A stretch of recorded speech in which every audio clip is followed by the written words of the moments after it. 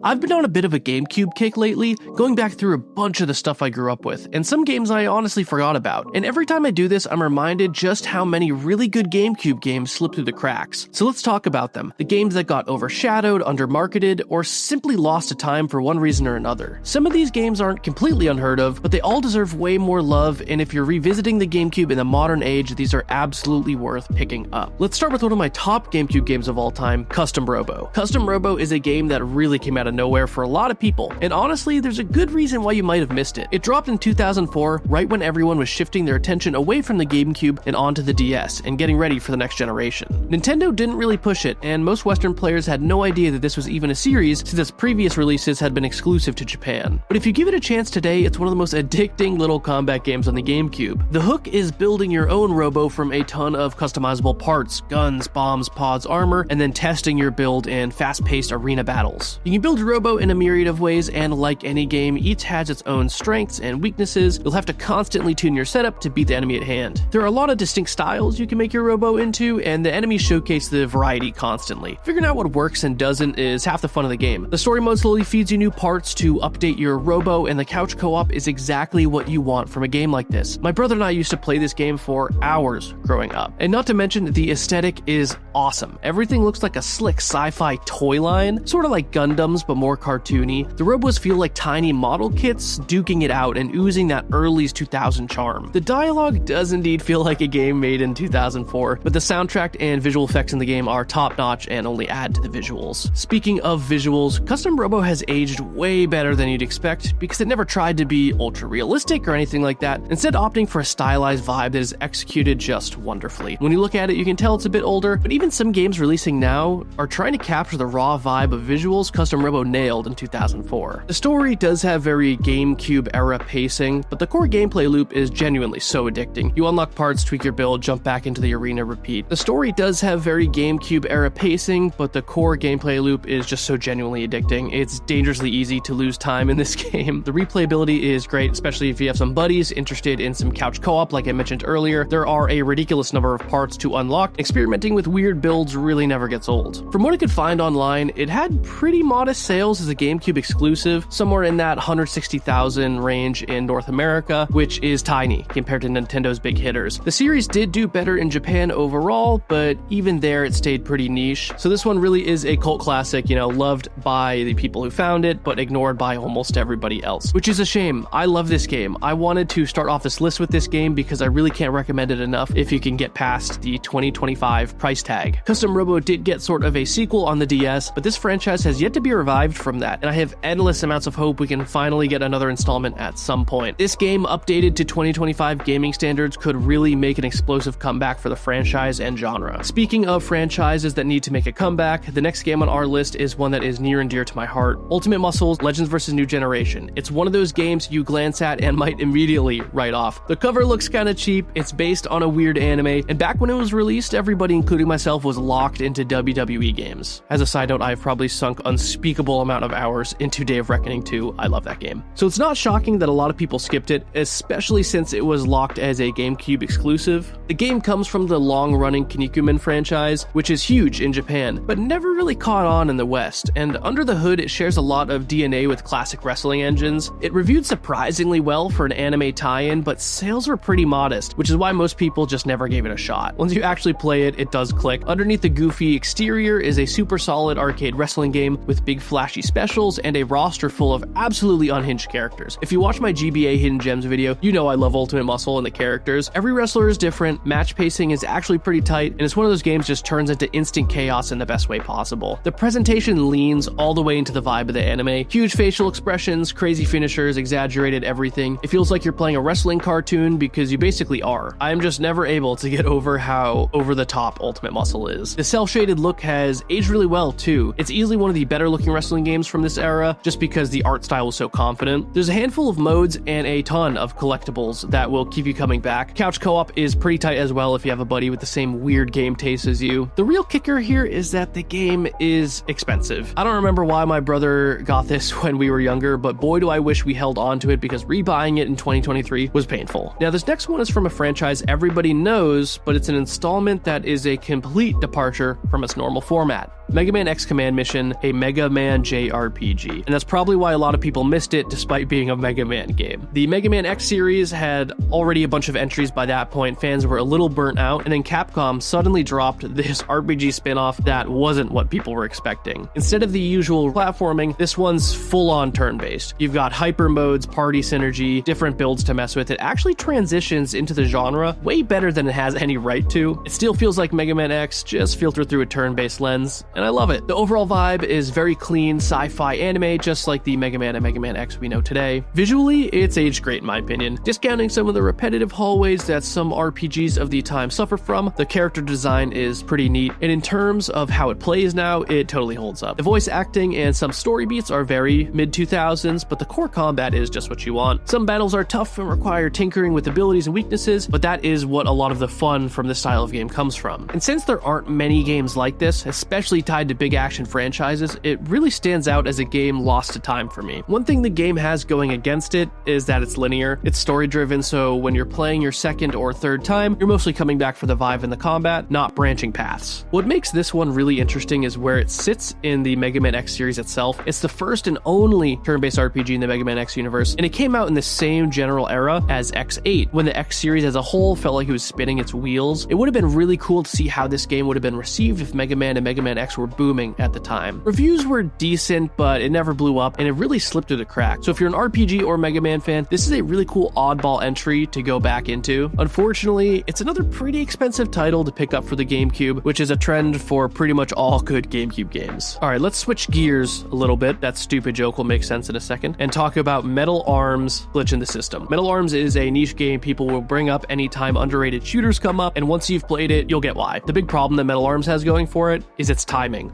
It came out right in 2003, right in the middle of the era where Halo was absolutely dominating the conversation. If you weren't Halo or tied to another massive brand, you're basically invisible, and I'll touch more on this in a second, but it sucks because Metal Arms is fantastic. It's a third-person shooter with really satisfying weapons. It has surprisingly smart enemy design, big levels, and a fun hacking mechanic where you can jump into enemy robots and use them like disposable tanks. The protagonist Glitch is just lovable beyond belief, and the missions stay varied in a way that feels great to play even in 2025. Gameplay-wise, it still holds up. It doesn't feel like a relic, it just feels like a game that didn't get the audience it deserved. The world has this rough industrial junkyard robot vibe, but with a lot of personality and humor. The writing is sharp, characters have memorable lines, and it never feels like a generic robot shooter. Visually, like the other games on this list, it's aged pretty well. The robot designs are detailed, the effects still look nice, and the animations are smooth for the time. Some textures are obviously early 2000s, but the overall style really carries the game. As for replayability, it's not a huge selling factor. The campaign is pretty lengthy, and there are a lot of secrets and alternate approaches, but the combat is the main reason to come back and keep playing through it. It did okay with critics on release, but never really found a big audience. It launched in the crowded shooter market and just got overshadowed. The developer Swing and Ape was eventually bought by Blizzard, and so any hope of a proper Metal Arms 2 basically died right there. Fans have wanted a sequel or remaster for years, but for now, this one amazing game is all we've got. Okay, let's round this list out with more robots and guns and talk about the mech shooter Robotech Battlecry. Unfortunately, it's pretty easy to lump Robotech Battlecry in with all the other early 2000s anime licensed games and just ignore it, and that's probably what a lot of people did. But if you're even remotely into Robotech or mech stuff in general, this one is definitely worth a look. The big hook of the game is the Veritech transformations. You can switch between fighter, guardian, battleoid on the fly, and the game actually expects you to use all three